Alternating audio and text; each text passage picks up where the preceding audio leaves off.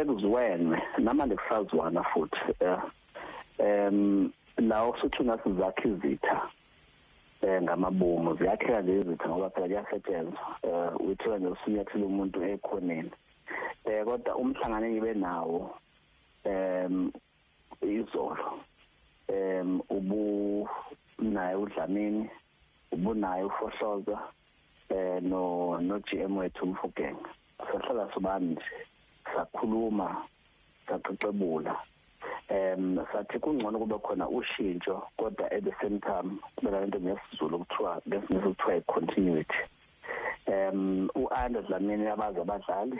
uyazi system edlalwayo uyazi usebenzana engasebenzi akazofika noma umqeqeshi omusha athi hayi ngisabafunda abadlali le midlalo emithathu elandelayo ngizobela bafunda asinaso leso sikhathi so kubalekile ukuthi ngakho ke inqola ayikhumuke